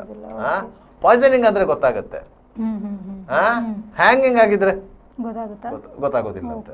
ಪಾಯ್ಸನಿಂಗ್ ಅಂದ್ರೆ ಗೊತ್ತಾಗುತ್ತೆ, ಮತ್ತೆ ಡ್ರೌನಿಂಗ್ ಆದ್ರೆ ಗೊತ್ತಾಗುತ್ತೆ. ಅದರಿಂದಾಗಿ ಕಾಸ್ ಆಫ್ ಡೆತ್ ಗೊತ್ತಾಗೋದು ಪಾಸಿಬಿಲಿಟಿ ಕಮ್ಮಿ ಅಂತ ಆ ರೀತಿಯಾದ ಅಭಿಪ್ರಾಯವನ್ನು ವ್ಯಕ್ತಪಡಿಸಿದರೆ, ಒಟ್ಟಾರೆಯಾಗಿ ಈ ಪ್ರಕರಣದಲ್ಲಿ ನಿಮಗೆ ಒಂದು ರೀತಿಯಲ್ಲಿ ಹೇಳುವುದಾದರೆ ಇದೊಂದು ಅತ್ಯಂತ ಕುತೂಹಲಕಾರಿ ಘಟನೆ. ಫೋರೆನ್ಸಿಕ್ ತಜ್ಞರಿಂದ ಅಸ್ಥಿಪಂಜರದ ವರದಿಯನ್ನು ಮಾಡೋದಕ್ಕೆ ಎಷ್ಟು ದಿನ ಬೇಕಾಗಬಹುದು, ಮತ್ತೆ ಅದನ್ನ ಯಾರ್ದು ಅಂತ ಪತ್ತೆ ಹಚ್ಚೋದಕ್ಕೆ ಖಂಡಿತವಾಗಿಯೂ ಸಾಧ್ಯ ಇದೆಯಾ ಅಂತ ನೋಡಿ. ಈಗ ಇರುವಂತ ಪ್ರಕರಣಗಳಲ್ಲಿ ಇದು ಎಲ್ಲವೂ UDR ಆದಂತ ಪ್ರಕರಣಗಳು, UDR ಆಗಿರುವಂತ ಪ್ರಕರಣಗಳು. ಪೊಲೀಸ್ ಠಾಣೆಯಲ್ಲಿ ದಾಖಲೆಗಳಿವೆ, ಪಂಚಾಯತ್ನಲ್ಲಿ ದಾಖಲೆ ಇದೆ, ಪೋಸ್ಟ್ ಮಾರ್ಟಮ್ ಆಗಿದೆ, ಅದರ ರಿಪೋರ್ಟ್ಗಳಿವೆ. ಈಗ ಬಾಡಿ ಎಕ್ಸಿಕ್ಯೂಷನ್ ಮಾಡಿದ ಮೇಲೆ ಆ ರಿಪೋರ್ಟ್ ಅನ್ನು ಟ್ಯಾಲಿ ಮಾಡಿ ನೋಡ್ತಾರೆ. ಆ ರಿಪೋರ್ಟ್ ಅಲ್ಲಿ ಹೇಗೆ ಅಭಿಪ್ರಾಯವನ್ನು ವ್ಯಕ್ತಪಡಿಸಿದ್ದಾರೆ ಅದೇ ಅಭಿಪ್ರಾಯ ಈ ಮೂಳೆಯಲ್ಲೂ ಬರ್ಲಿಕ್ಕೆ ಸಾಧ್ಯತೆಗಳಿವೆ. ಆದ್ದರಿಂದ ಅದು ಟ್ಯಾಲಿ ಆಗುತ್ತೆ, ಅದು UDR ಅಂತ ಆಗುತ್ತೆ. ಮತ್ತೆ ಅದನ್ನು ಗುರುತು ಹಚ್ಚುವ ಇದಾಗುವಾಗ ಈಗ ಆಲ್ರೆಡಿ SIT ಪೊಲೀಸರವರು ಇಡೀ ರಾಜ್ಯದ ಪೊಲೀಸ್ ಠಾಣೆಗಳಲ್ಲಿ ದಾಖಲಾಗಿರುವಂತಹ ಮಿಸ್ಸಿಂಗ್ ಪ್ರಕರಣಗಳ ವಿವರಗಳನ್ನು ಕೇಳಿದ್ದಾರೆ. ಆದ್ದರಿಂದ ಅಂತ ಮಿಸ್ಸಿಂಗ್ ಪ್ರಕರಣಗಳ ವಿವರಗಳು ಬಂದರೆ ಸಮಯಕ್ಕೆ ಹೊಂದಾಣಿಕೆ ಆಗಬೇಕು, ಯಾಕಂದ್ರೆ ಈ ಡೆಡ್ ಬಾಡಿ ಎಷ್ಟು ವರ್ಷದ ಹಿಂದಿಂದಂತ ಗೊತ್ತಾಗುತ್ತೆ. ಒಂದು 5 ವರ್ಷದ ವ್ಯತ್ಯಾಸದಲ್ಲಿ ಗೊತ್ತಾಗುತ್ತೆ. ಮತ್ತೆ ಎಷ್ಟು ವಿಡ್ತಿದೆ ಅಂತ ಗೊತ್ತಾಗುತ್ತೆ, ಎಷ್ಟು ಉದ್ದ ಇದೆ ಅಂತ ಗೊತ್ತಾಗುತ್ತೆ. ಅದರಿಂದಾಗಿ ಇದರಲ್ಲಿ ಟ್ಯಾಲಿ ಮಾಡಬೇಕು. ಟ್ಯಾಲಿ ಮಾಡಿದಾಗ ಇದು ಇಂಥವ್ರದ್ದೇ ಆಗಿರ್ಬೋದು ಅಂತ ಅಂದಾಜು ಮಾಡಿಕೊಂಡು ಯಾರು ಅದರಲ್ಲಿ ಮಿಸ್ಸಿಂಗ್ ಕೇಸ್ ಕಂಪ್ಲೇಂಟ್ ಕೊಟ್ಟಿದ್ದಾರೆ ಅವ್ರನ್ನ ಕರೆಸಿ ಇದರ DNA ಟ್ಯಾಲಿ ಮಾಡ್ಲಿಕ್ಕೆ ಆಗ್ತದ ನೋಡ್ಬೇಕು. ಒಂದು 4-5 ಮಂದಿ DNA ಟ್ಯಾಲಿ ಮಾಡಿದ್ರೆ ಒಂದು ಟ್ಯಾಲಿ ಆಗ್ಲೂಬಹುದು, ಆಗದೇ ಆಗ್ಲೂಬಹುದು ಸಾಧ್ಯತೆಗಳು. ಆ ರೀತಿಯಾಗಿ ತನಿಖೆಯನ್ನು ಮಾಡ್ತಾರೆ. ಅಂದ್ರೆ ಆ ಅಪರಿಚಿತ ಮೃತದೇಹಗಳಿಗೆ ಒಂದು ಮುಕ್ತಿ ಕೊಡುವಂತ ಕಾರ್ಯ ಇಂತಹ SIT ಇಂದ ಸಾಧ್ಯ ಆಗ್ತದೆ. ಇಲ್ಲ ಇರೋದು ಅಪರಿಚಿತ ವ್ಯಕ್ತಿಗಳಾಗಿಯೇ ಕೇಸು ಮುಚ್ಚಿ ಹೋಗ್ತಾ ಇತ್ತು. ಯಾಕಂತ ಹೇಳಿದ್ರೆ ಯಾವುದೇ ಪ್ರಕರಣಗಳಲ್ಲಿ ನೋಡಿ, ಪೊಲೀಸರು ಹೆಚ್ಚು ತನಿಖೆ ಮಾಡಿದ್ರೆ ಒಂದು 6 ತಿಂಗಳ ತನಿಖೆ ಮಾಡ್ತಾರೆ. ಕ್ರಿಮಿನಲ್ ಪ್ರಕರಣಗಳಲ್ಲಿ UDR ಪ್ರಕರಣಗಳಲ್ಲಿ ಪೊಲೀಸರು ಪೋಸ್ಟ್ ಮಾರ್ಟಮ್ ರಿಪೋರ್ಟ್ ಬರುವವರೆಗೆ ಮಾತ್ರ ತನಿಖೆ ಮಾಡೋದು. ಪೋಸ್ಟ್ ಮಾರ್ಟಮ್ ರಿಪೋರ್ಟ್ ಬಂತ ಫೈನಲ್ ರಿಪೋರ್ಟ್ ಹಾಕುದೇ, ಹೇಳ್ಕೊಂಡು ಹೋಗುವಂತದ್ದಿಲ್ಲ, ಅದನ್ನು ಹುಡುಕೊಂಡು ಹೋಗುವಂತದಿಲ್ಲ. ಮತ್ತೆ ಅದನ್ನು ಕೇಸ್ ಫೈಲ್ ವಾಪಸ್ ತೆಗೆಯಬೇಕಂತಂದ್ರೆ ಇನ್ನೊಂದು ಯಾವುದಾದ್ರೂ ಇನ್ಫಾರ್ಮೇಶನ್ ಬರಬೇಕು. ಇಂಥಲ್ಲಿ ಒಂದು ಮಿಸ್ಸಿಂಗ್ ಆಗಿದೆ ಅಂತೆ, ಆ ಮಿಸ್ಸಿಂಗ್ ಆದವನು ಇಂಥಲ್ಲಿಗೆ ಬಂದಿದ್ದಂತೆ, ಇಲ್ಲಿ ಯಾರೋ ನೋಡಿದವರಿದ್ದಾರಂತೆ, ಅವಾದ ನಂತರ ಕಾಣೋದಿಲ್ಲಂತೆ ಅಂತ ಈ ರೀತಿಯಾಗಿ ಮಾಹಿತಿಗಳು ಬಂದರೆ ಆ ಕೇಸ್ ಫೈಲನ್ನು ಪುನಃ ಎತ್ತಿದ್ದಾರೆ. ಯಾವುದೇ ಕ್ಲೋಸ್ ಮಾಡಿದಂಥ ಕೇಸ್ ಫೈಲನ್ನು ಪುನಃ ರಿಓಪನ್ ಮಾಡಬಾರ್ದು ಅಂತ ಏನಿಲ್ಲ. ಯಾವ ಸಂದರ್ಭದಲ್ಲಿ ಬೇಕಾದ್ರೆ ಇನ್ವೆಸ್ಟಿಗೇಷನ್ ಆಫೀಸರ್ ರಿಓಪನ್ ಮಾಡ್ಬೋದು, ಆ ರೀತಿಯಾಗಿ ಮಾಡ್ಬೋದು, ಆ ರೀತಿ ಆಗೋದು. ನೀವು ಕ್ರಿಮಿನಲ್ ಕೇಸುಗಳು ಅಷ್ಟೇ, ಹೆಚ್ಚು ತನಿಖೆ ಮಾಡಿದ್ರೆ ಒಂದು ಕ್ರಿಮಿನಲ್ ಕೇಸ್ 6 ತಿಂಗಳು ಮಾತ್ರ. ಯಾಕಂದ್ರೆ ಅಷ್ಟೊತ್ತಿಗೆ ಅವರ ಮೇಲೆ ಪುನಃ 4 ಕೇಸುಗಳ ಹೊರೆ ಬಂದು ಬಿದ್ದಿರ್ತದೆ. ಅದೇ ಒಂದೇ ಇರುದಲ್ಲ, ಅವರ ಮೇಲೆ ಪುನಃ 4 ಕೇಸುಗಳ ಹೊರೆ ಬಂದಿರ್ತದೆ. ಆದ್ರಿಂದಾಗಿ ಅದನ್ನು ಬಿಡ್ತಾರೆ. ಓಕೆ. ನಿಮಗೆ ಸೌಜನ್ಯ ಕೇಸು ಆದಾಗಿ ಸೌಜನ್ಯ ಕೇಸು ಸಿವಡಿಗೆ ಹೋದ ನಂತರ ಆಗಿನ ಇನ್ಸ್ಪೆಕ್ಟರ್ ಲಿಂಗಪ್ಪ ಪೂಜಾರಿ ಅವರು ಹಳೆ ಪ್ರಕರಣ ಯಾವುದು ಬಾಕಿ ಇತ್ತು, ಆನೆ ಮಾತನ ಕೇಸಿನ ಪ್ರಕರಣ, ಅದನ್ನೆಲ್ಲ ರೀಇನ್ವೆಸ್ಟಿಗೇಷನ್ ಮಾಡ್ಲಿಕ್ಕೆ ಹೊರಟಿದ್ರು. ಅದರಲ್ಲಿ 4-5 ಕೇಸುಗಳು ಡಿಟೆಕ್ಟಿವ್ ಆಯಿತು. ಇದರಲ್ಲೂ ಮಹತ್ವದ ಸುಳಿವು ಸಿಕ್ಕಿತ್ತು. ಅದ ಮೇಲೆ ಅದು ಸಿ ರಿಪೋರ್ಟ್ ಹಾಕಿದೆ, ಇನ್ನೊಮ್ಮೆ ರಿಓಪನ್ ಮಾಡುವಂತ. ಇದನ್ನೊಂದು ಎಷ್ಟು ಟೈಮಲ್ಲಿ ಕೇಸ್ ಕಂಪ್ಲೀಟ್ ಆಗ್ಬೋದು? ಇದೊಂದು 6 ತಿಂಗಳು ಹೋಗ್ತದೆ. ಯಾಕಂದ್ರೆ ಎಲ್ಲ FSL ರಿಪೋರ್ಟ್ಗಳು ಬರಬೇಕು, ಮತ್ತೆ ಒಂದು ಕನ್ಕ್ಲೂಷನ್ ಬರಬೇಕು. ಅವರು SIT ಅಧಿಕಾರಿಗೆ ಕನ್ಕ್ಲೂಷನ್ ಬರಬೇಕು. ಒಂದು ಎರಡನೇದು ಈ ಆತ ತಂದ ತಲೆಬುರುಡೆದು ಒಂದು ಸ್ಟೋರಿ ಇದೆ ಅಲ್ಲ, ಅದು ಏನಂತ ಈಗ ಕನ್ಫರ್ಮ್ ಆಗಬೇಕು. ಆ ತಲೆಬುರುಡೆ ಯಾರ್ದು ಅಂತೇಳಿ ಕನ್ಫರ್ಮ್ ಆಗಬೇಕು. ಈಗ ಪಾಯಿಂಟ್ ನಂಬರ್ 13ರಲ್ಲಿ ಸಾಕಷ್ಟು ಮೂಳೆಗಳು ಸಿಗುವ ಸಾಧ್ಯತೆ ಇದೆ ಅಂತೆಲ್ಲ ಅನನ್ಯ ಭಟ್ನ ತಾಯಿಯ ವಕೀಲರಿದ್ದಾರೆ, ಸುಜಾತ ಭಟ್ ಅವರ ವಕೀಲರು ಮಂಜುನಾಥ್ ಅಂತ ಹೇಳಿ, ಅವರ ಇದ್ರಲ್ಲಿ ಹಾಕೊಂಡಿದ್ದಾರೆ ಅಂತ ಬಿಟ್ರೆ ಮತ್ತೇನ. ಯಾಕಂದ್ರೆ ಅವ್ರಿಗೆ ನೋಡಿ, ಈಗ ಅಜ್ಞಾತ ವ್ಯಕ್ತಿ ಇದಾನಲ್ಲ, ಈ ಅಜ್ಞಾತ ವ್ಯಕ್ತಿ ವಕೀಲರ ಸಂಪರ್ಕಕ್ಕೆ ಬಂದು ಸುಮಾರು 2 ತಿಂಗಳು 3 ತಿಂಗಳೇನಾಗಿದೆ, ಆಯ್ತಾ. ಈ ಅಜ್ಞಾತ ವ್ಯಕ್ತಿ ಮತ್ತು ಆತನನ್ನು ಹುಡುಕಿ ಇಂಥ ಒಂದು ಪ್ರಪಗಂಡಕ್ಕೆ ರೆಡಿ ಮಾಡಿದಂಥ ಟೀಮ್ ಒಂದಿದೆ. ಅವರೆಲ್ಲ ಬೆಂಗಳೂರಿನ ಜನಾರ್ದನ ಹೋಟೆಲಲ್ಲಿ ಕೂತು ಮೀಟಿಂಗ್ ಮಾಡಿದ್ದು ಒಂದು 3 ತಿಂಗಳ ಹಿಂದೆ. ಅದನಂತರ ಇದು ವಕೀಲರಲ್ಲಿಗೆ ಹೋಗಿರೋದು. ಇದು ಯಾವಾಗ ವಕೀಲರಲ್ಲಿಗೆ ಹೋಯ್ತು ಅಂತ ಹೇಳಿದರೆ, ಈ ಹಿಂದೆ ಒಂದು ಸಮೀರ್ MD ಅವರು ಒಂದು ತಂತ್ರಜ್ಞಾನದ ಮೂಲಕ ಒಂದು ವಿಡಿಯೋ ಮಾಡಿದ್ರು. ವಿಡಿಯೋ ಮಾಡಿದಾಗ ಆ ವಿಡಿಯೋದ ವಿರುದ್ಧ ಕೇಸ್ ಆಯಿತು. ಬಳ್ಳಾರಿ ಪೊಲೀಸ್ ಸ್ಟೇಷನಲ್ಲಿ, ಬಳ್ಳಾರಿಯಲ್ಲಿ ಒಂದು ಕೇಸ್ ಆಯಿತು. ಬಳ್ಳಾರಿ ಪೊಲೀಸರು ಬೆಂಗಳೂರಿಗೆ ಬಂದು ಅವರನ್ನು ಅರೆಸ್ಟ್ ಮಾಡಲಿಕ್ಕೆ ಬಂದಾಗ ಅವನಿಗೆ ಒಂದು ಪ್ರೊಟೆಕ್ಷನ್ ಕೊಡಬೇಕು ಅಂತ ಹೇಳಿ ಹೈಕೋರ್ಟಿಗೆ ಹೋಗಿದ್ರು. ಆಗ ಆತನ ಪರವಾಗಿ ಹೈಕೋರ್ಟಲ್ಲಿ ವಾದ ಮಾಡಿದವರು senior supreme court advocate KV Dhananjaya ಅವರು ಮತ್ತು ಅವರ ಟೀಮ್. ಅದರಲ್ಲಿ ಅವರಿಗೆ ಕಾನೂನಿನ ರಕ್ಷಣೆಯನ್ನು ಕೊಡಿಸಿದ್ರು ಹೈಕೋರ್ಟಿಂದ. ಆಗ ಆ ಕಾರಣಕ್ಕೆ ಸೀರಿಯಸ್ ಇದ್ದಕ್ಕಾಗಿ KV ಧನಂಜಯರ ಅಂತ ಆಫೀಸಿಗೆ ಹೋಯ್ತು. ಆಗ ಧನಂಜಯರ ಹತ್ರ ಈ ಟೀಮ್ ಎಲ್ಲ ಮಾತುಕತೆ ಮಾಡಿದಾಗ ಇಂಥ ಒಂದು ಇದಿದೆ ಅಂತ ಅವರನ್ನು ಕರೆಸುವಂತ ಆಯ್ತು.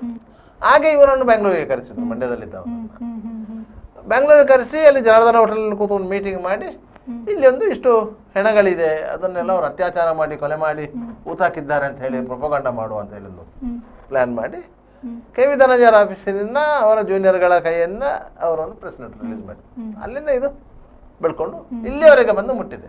ಅದು ಇಲ್ಲಿವರೆಗೆ ಬರ್ತದೆ ಅಂತ ಹೇಳಿ ಇವರು ಆರಂಭದಲ್ಲಿ ಆಲೋಚನೆ ಮಾಡಿರಲಿಲ್ಲ. ಇಂಥ ಒಂದು ಕ್ಷುಲ್ಲಕ ವಿಚಾರಗಳನ್ನು ಪೊಲೀಸ್ ಇಲಾಖೆ ಇಷ್ಟು ಗಂಭೀರವಾಗಿ ಪರಿಗಣಿಸುತ್ತದೆ ಮತ್ತು ಸರ್ಕಾರವೂ ಪರಿಗಣಿಸುತ್ತದೆ ಅಂತ ಹೇಳಿ ಯಾರಿಗೂ ಅಂದಾಜಿರಲಿಲ್ಲ. ಸಾಮಾನ್ಯವಾಗಿ ಹಿಂದೆಲ್ಲ ಇಂಥದನ್ನು ಪರಿಗಣಿಸ್ತಾ ಇರಲಿಲ್ಲ. ಯಾರೋ ಒಬ್ರು SP ಮಟ್ಟದ ಅಧಿಕಾರಿ ಇದನ್ನು ತನಿಖೆ ಮಾಡಲಿಕ್ಕೆ ಅವರ ಅಧೀನ ಅಧಿಕಾರಿಗಳು ಯಾರು ತನಿಖೆ ಮಾಡ್ತಾ ಇದ್ರು, ಮುಗಿಸ್ತಾ ಇದ್ರು. ಇದು ಇವತ್ತಿಗೂ ನಾನು ಹೇಳ್ತೇನೆ, ನನ್ನ ಅನುಭವದ ಪ್ರಕಾರ ಇದೊಂದು ಇನ್ಸ್ಪೆಕ್ಟರ್ ದರ್ಜೆಯ ಅಧಿಕಾರಿ ಮಾಡುವಂತ ಕೆಲಸ. ಅಂದ್ರೆ ಇದೊಂದು ಅಷ್ಟೊಂದು ವ್ಯಾಲಿಡೇ ಅಲ್ಲ, ಇದು ಏನೂ ಇಲ್ಲ. ಇದು ಗುಡ್ಡ ಆಗದು, ಇಲಿ ಹಿಡಿದಾಗೆ ಇದು ಗುಡ್ಡ ಅಗೆಯುದು. ಇದು ಈಗ ಇಷ್ಟು ಮಂದಿ ಸೇರಿಕೊಂಡು ಮಾಡುವುದೇನು? ಗುಡ್ಡ ಅಗೆಯುದು. ಸಿಕ್ಕುವುದೇನು? ಇಲ್ಲಿ ಮಾತ್ರ, ಬೇರೆ ಯಾವುದು ಸಿಕ್ಕುದಿಲ್ಲ. ನಿಮಗೆ ಕೊಪ್ಪರಿಗೆ ಸಿಕ್ಕುದಿಲ್ಲ. ಇದರಲ್ಲಿ ಇಲಿಯೂ ಸಿಕ್ಕುವುದು ಡೌಟ್ ನಂಗೆ. ಇಲಿಯೂ ಸಿಕ್ಕುದು ಡೌಟು. ಆದರೆ ಯಾವುದೇ ರೀತಿಯ ಒಂದು ಆರೋಪಗಳು ಬಂದಾಗ ಅದನ್ನು ಸರಿಯಾದ ರೀತಿಯಲ್ಲಿ ತನಿಖೆ ಮಾಡದೇ ಇದ್ದಲ್ಲಿ ಅದು ಸರ್ಕಾರಕ್ಕೂ ಇಲಾಖೆಗೂ ಕೆಟ್ಟ ಹೆಸರು. ಆದ್ದರಿಂದ ಸರ್ಕಾರಕ್ಕೆ ಮತ್ತು ಅಧಿಕಾರಿಗಳಿಗೆ ಅನಿವಾರ್ಯವಾಗಿರ್ತದೆ ಇಂತಹ ಒಂದು ತನಿಖೆ ಮಾಡುವುದು. ಅದರಿಂದ ಇದನ್ನು ತನಿಖೆ ಮಾಡ್ತಾ ಇದ್ದಾರೆ. ಇಷ್ಟು ಸೀರಿಯಸ್ ಆಗಿ ತನಿಖೆ ಮಾಡ್ತಿರೋದು ಅಷ್ಟೇ. ಮುಂದಿನ ದಿನಗಳಲ್ಲಿ ಇದು ರಿಪೀಟ್ ಇನ್ನೊಂದ್ಸಲ ವಾಯ್ಸ್ ಹೇಳ್ಬಾರ್ದು ಅನ್ನೋದಾಗಿನ ಅಲ್ಲ, ಈ ಬಗ್ಗೆ ಇನ್ನು ಯಾವುದೇ ವಾಯ್ಸ್ ಹೇಳ್ಬಾರ್ದು ಅಂತ ಹೇಳಿ. ಈ ವಿಚಾರದಲ್ಲಿ ಯಾವುದೇ ವಾಯ್ಸ್ ಹೇಳಬಾರ್ದು. ಧರ್ಮಸ್ಥಳದ ಆಸುಪಾಸಿನಲ್ಲಿ ಹೆಣ್ಮಕ್ಳು ಈಗ ಇದು ಇರುವುದೇನು? ಇದು ನೂರಾರು ಸಾವಿರಾರು ಹೆಣ್ಮಕ್ಕಳನ್ನು ಅತ್ಯಾಚಾರ ಮಾಡಿ ಕೊಲೆ ಮಾಡಿದ್ದಾರೆ ಎನ್ನುವಂಥ ಆರೋಪ ಇರುವುದು. ಅದಕ್ಕೆ ಪುಷ್ಟಿ ಸಿಗುವಂಥ ಒಂದೇ ಒಂದು ಘಟನೆಗಳು ನಡೆಯುವುದಿಲ್ಲ. ಈಗ ಎಕ್ಸಿಕ್ಯೂಷನ್ ಮಾಡಿದಂಥ ಬಾಡಿಗಳಲ್ಲಿ ಹೆಣ್ಮಕ್ಕಳ ಬಾಡಿಗಳು ಸಿಗುವುದು ಡೌಟು. ಡೌಟ್ ಅಂತನಾ? ಅದು ಸಹ ಡೌಟೇ. ಅದಕ್ಕೆ ಬೇಕಾಗಿ ಲಕ್ಷ್ಮಿದ್ದು ಒಂದು ಸೀರೆ ರವಿಕೆ ತುಂಡು ಬರುವಾಗ ಅಷ್ಟು ರವಿಕೆ ತುಂಡಿನ ವಿಚಾರ ದೊಡ್ಡದ್ದು. ನದಿಯಲ್ಲಿ ತೇಲಿ ಬಂದಂತ ರವಿಕೆ ತುಂಡಿಗೆ ಪ್ರಾಮುಖ್ಯತೆ ಸಿಕ್ಕಿದ್ದು ಆ ವಿಚಾರಕ್ಕೆ ಸಂಬಂಧಪಟ್ಟು, ಇಲ್ಲಂದ್ರೆ ಪ್ರಾಮುಖ್ಯತೆ ಸಿಗ್ತಾ ಇರಲಿಲ್ಲ. ಈ ಹೆಣ್ಮಕ್ಕಳ ಮೇಲೆ ಅತ್ಯಾಚಾರ ಆಗಿದೆ, ದೌರ್ಜನ್ಯ ಆಗಿದೆ, ಕೊಲೆ ಆಗಿದೆ ಅಂತ ಅದನ್ನು ಹೂತಾಕಿದ್ದಾರೆ ಅಂತ ಹೇಳಿ. ಹೂತಾಕಿದ್ರೆ ನೀವು ಸಾಕ್ಷ್ಯ ನಾಶ ಮಾಡಿದಾಗೆ ಅಲ್ವಾ? ನೀವು ಕೊಲೆ ಮಾಡುವುದು ಎಷ್ಟು ದೊಡ್ಡ ಅಪರಾಧವೋ, ಸಾಕ್ಷ್ಯವನ್ನು ನಾಶ ಮಾಡುವುದು ಸಹ ಅದಕ್ಕಿಂತ ದೊಡ್ಡ ಅಪರಾಧವೇ. ಆದ್ದರಿಂದಾಗಿ ಈ ಪ್ರಕರಣ ಇಷ್ಟು ಗಂಭೀರತೆಯನ್ನು ಪಡೆದದ್ದು. IGP ಮಟ್ಟದಲ್ಲಿ SIT ರಚನೆ ಆಗಿರೋದು. ಆಯ್ತಾ, 10-15 ಮಂದಿ ಅಧಿಕಾರಿ ವರ್ಗ ಇರೋದು, ಸಿಬ್ಬಂದಿ ವರ್ಗ ಕಡಿಮೆ ಇರೋದು. ಅದರಲ್ಲಿ ಅಧಿಕಾರಿ ವರ್ಗವೇ ಜಾಸ್ತಿ ಇರುವಂತದ್ದು. ಮತ್ತೆ ಇಡೀ SIT ಟೀಮು ಎಲ್ಲ ರೀತಿಯ ಫೆಸಿಲಿಟಿಗಳನ್ನು ಒಳಗೊಂಡಂತ ಟೀಮು. ಆ ಟೀಮಲ್ಲಿ ಫೊರೆನ್ಸಿಕ್ ಸ್ಪೆಷಲಿಸ್ಟ್ಗಳಿದ್ದಾರೆ, ಫೊರೆನ್ಸಿಕ್ ತಜ್ಞರಿದ್ದಾರೆ, FSL ನ ಸೋಕೋ ಟೀಮ್ ಇದೆ. ಅದರಿಂದಾಗಿ ಎಲ್ಲರೂ ಇದ್ದಾರೆ ಅದರಲ್ಲಿ ಇನ್ವಾಲ್ವ್ ಆಗಿ. ಸರ್, ಆತ ಇವಾಗ ಕಪ್ಪು ಏನೋ ಅದು ಜಿಲ್ಲಿದ್ದು ರೈನ್ ಕೋಟ್ ಹಾಕೊಂಡು ಮಾಸ್ಕ್ ಎಲ್ಲ ಹಾಕೊಂಡು ಬರ್ತಾನಲ್ಲ, ಅವನೇನಾದ್ರೂ ಶೀಲ್ಡ್ ತರ ಏನಾದ್ರು ಅವನ ದೇಹಕ್ಕೆ ಹಾಕೊಂಡಿರ್ತಾನ ಅನ್ನೋದು? ಇಲ್ಲಪ್ಪ, ಈಗ ಅದು ಸುರೀನ ಸಾರಿ ಅವರನ್ನು ಕೋರ್ಟಿಗೆ ಹಾಜರುಪಡಿಸಿದ ಸಂದರ್ಭದಲ್ಲಿ ಅದು ಒಂದು ಕನ್ಫ್ಯೂಷನ್ ಇತ್ತು.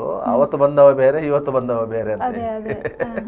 ಇಲ್ಲ, ಅದು ಆ ಸಂದರ್ಭದಲ್ಲಿ ಏನು ಮಾಡಿದ್ರು ಅಂತ ಹೇಳಿ ಅವನಿಗೆ ಒಂದು ಜರ್ಕಿನ್ ಹಾಕಿಸಿದ್ರು.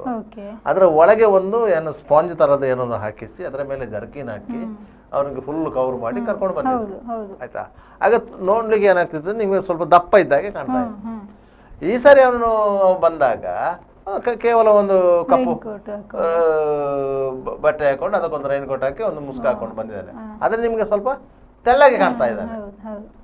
ಅಷ್ಟು ಬಿಟ್ರೆ ಮತ್ತೇನು, ನಿಮ್ಗೆ ತೆಳ್ಳಗೆ ಕಂಡದ ಕೂಡಲೇ ಆತ ನಿಮ್ಗೆ ದೂರದಲ್ಲಿ ನೋಡೋಕೆ ಸ್ವಲ್ಪ ಉದ್ದ ಕಾಣ್ತಾನೆ. ಅದೇ ನಿಮ್ಗೆ ದಪ್ಪ ಕಂಡ ಕೂಡಲೇ ಅವಾಗ ಸ್ವಲ್ಪ ಗಿಡ್ಡ ಆಗಿ ಕಾಣ್ತದೆ. ಸಾಮಾನ್ಯವಾಗಿ ತೋರಿಕೆದ್ದು. ಅದರಿಂದ ಜನ ಚೇಂಜ್ ಆಗುವ ಪ್ರಶ್ನೆ ಇಲ್ಲ, ಜನ ಚೇಂಜ್ ಮಾಡ್ಲಿಕ್ಕೂ ಆಗುವುದೂ ಇಲ್ಲ. ಯಾಕಂತ ಹೇಳಿದ್ರೆ ಅವ ಮ್ಯಾಜಿಸ್ಟ್ರೇಟರ್ ಮುಂದೆ ಎಸ್ಟಾಬ್ಲಿಷ್ ಆಗಿದೆ,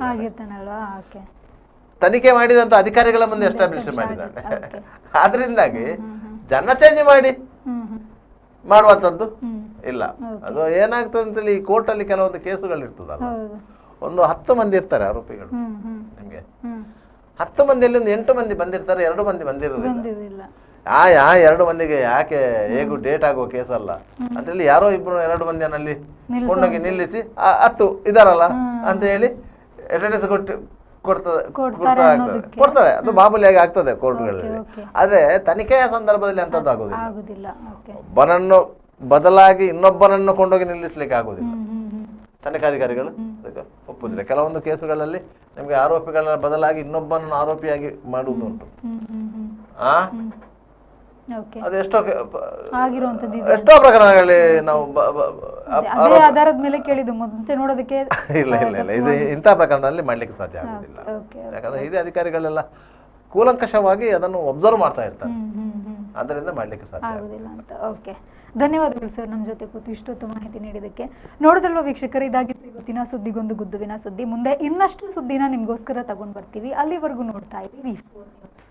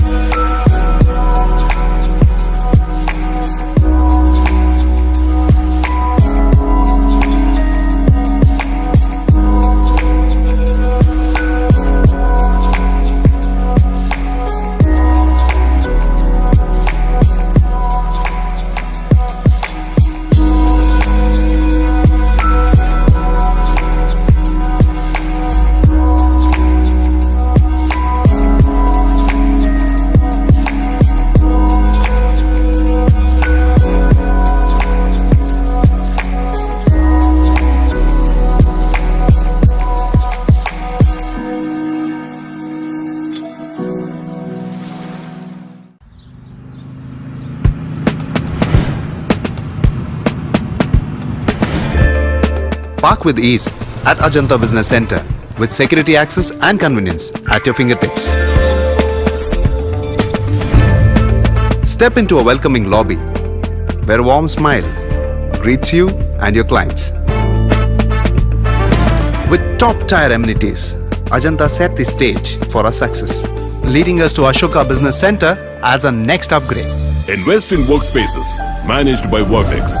Invest smart. Invest in Mangaluru. The Father Mullah Charitable Institutions, the most modern linear accelerator, only one of its kind in this region for specific burning of cancer cells. We have all precision equipments and instruments for both invasive and non-invasive surgical procedures and diagnosis, ultrasonic color Doppler, CT scan and MRI machines. The operation theaters are equipped with contemporary equipments, high-tech intensive care units, neo and postnatal units, burns unit, cath lab and cardiothoracic units are fully equipped. Our NICU is the largest in the city. The blood bank and cell separator and casualty are 24-hour services. The Father Mullah Charitable Institutions. Ideal ice cream, milky way to your heart.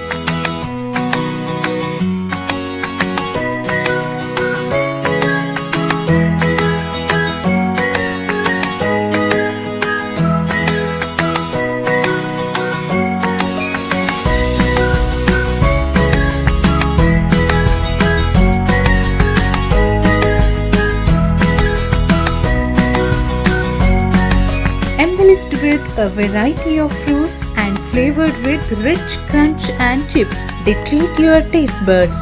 Ideal ice cream.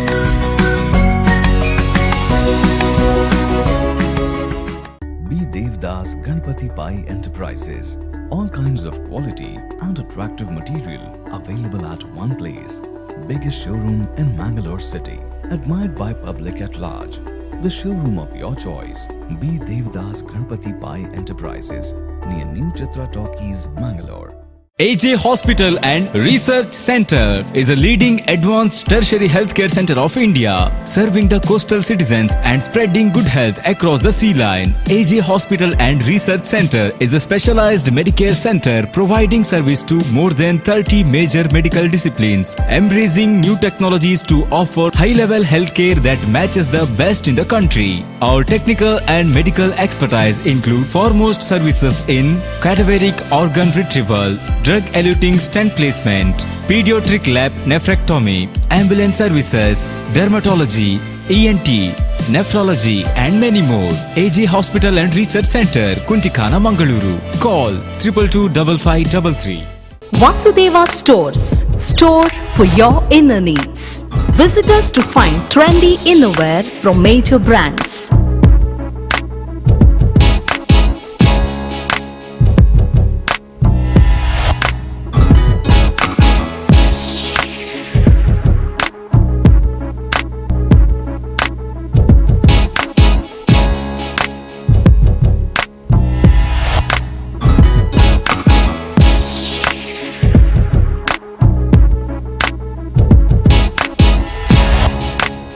Visit Vasudeva Stores, ground floor, Ideal Towers near Sharavu Ganapati Temple, Mangaluru. Hi ಏನು ಆಶೀರ್ವಾದಕ್ಕೆ join ಆಯ್ರ ಬೈನಿ ಆಶೀರ್ವಾದ ಬಂಡ ಒಂಜಿ scheme ಅವಟ್ಟೆ ಇಲ್ಲುಂಡು bike ಉಂಡು car ಉಂಡು ಇಲ್ಲಾಗ ಬೋಡೇನ ಮಾತ ಐಟಮ್ಲು ಉಂಡು guarantee ಉಂಡತ ನಂಬಿಕೆಗೆ ನನಂಜಿ ಪುದರೆ ಆಶೀರ್ವಾದ ಯಾನ ಸೇರ್ದೆ ನಿಕ್ಲ ಸೇರ್ಲವೇ ತುಳುನಾಡದ ಮಾಂತ ಬಂದಲಿಗಳ ಸೊಲ್ಮೇಲು ಆಶೀರ್ವಾದ 2.0 ಯಾಲ ಸೇರ್ದೆ ನಿಕ್ಲ ಸೇರ್ಲಿ.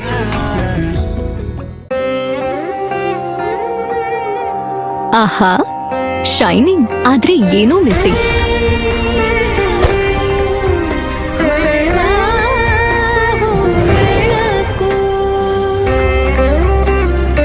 ಇದು ಹೊಳಿತಿದೆ ನಿಮ್ ಥರಾನೇ, ನೀನು ಸಹ ಹೊಳಿತಿದೆಯಾ?